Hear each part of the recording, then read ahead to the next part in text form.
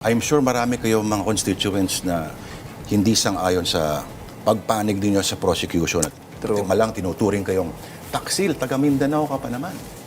Well, ang unang-una kasi pag taga Mindanao, talagang sabi nila sa Bisaya mo, barog sa kamatuuran, di ba? I mean, pinaninindigan ng tama. Ito ang tama eh.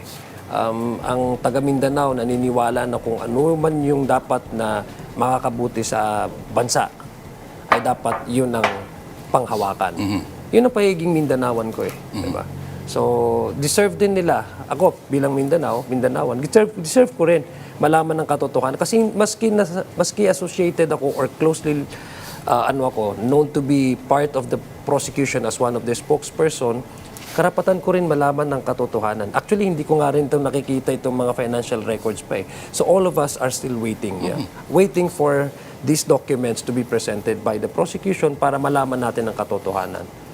Waiting for Mary Grace Piatos.